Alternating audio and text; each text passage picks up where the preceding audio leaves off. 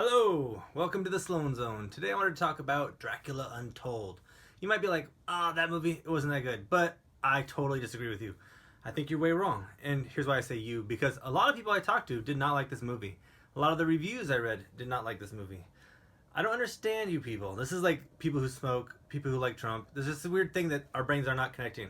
So let me just elaborate on why I say this. Uh, Personally, the movie was everything I wanted it to be. I was like, we need cool vampire stories, another retelling of Dracula. We need it to be awesome, epic, like basically a fantasy novel should be.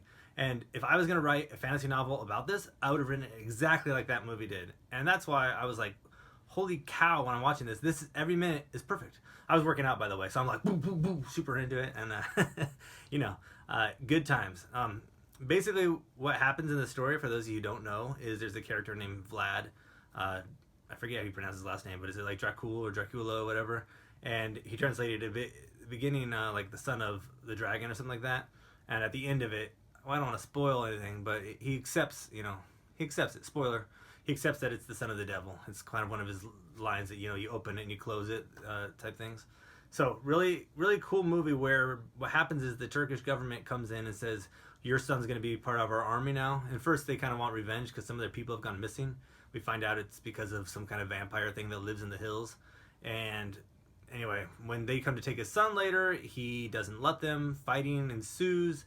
And he knows they're going to come kill him. They're going to send hundreds of thousands of people to take out his government that's like nothing, his little castle. And so he goes into the mountains to search the power of the vampire. And he accepts it, goes to the Dark Lord's power kind of, but he's never like an evil person, it seems like. He's still praying to God and all this. And that's what made this more fun, is it's like he is not like, oh, I'm going to become evil. He's like, what am I willing to do to protect my family? And I don't want to lose my soul. I don't want to risk my soul.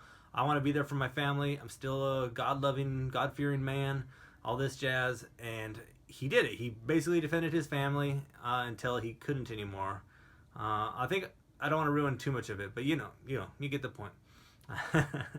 Go watch the movie. It's awesome epicness. There's scenes where he's going into the fighting and he's becoming all these bats and he's flying around them, and there's a scene where he's controlling the bats with his hand. It looks really cool. I imagine some of the reviews thought that was lame, and I'm going to say you guys are stupid. It was not lame. Not you listeners, of course, or watchers, but the reviewers. You gotta watch this movie. Let me just say,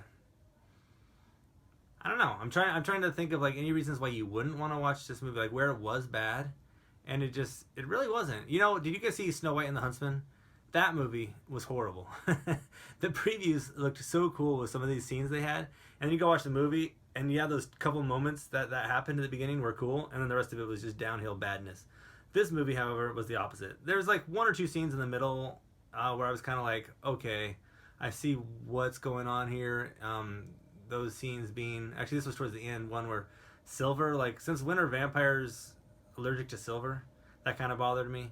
There's some of the kind of corny moments, like when they first arrive at the church and the guys are like, you are demonic, and it was cool, but it felt kind of forced, like as a screenplay or movie would, where it wasn't quite connecting properly emotionally and even on the page probably. Maybe they cut some scenes out or something. So you ignore those like two little things, and every movie has these, pretty much every movie. Of course, not The Princess Bride. Princess Bride is perfection. Braveheart, perfection. So yeah, I'll stop rambling about it, and you got to go see it.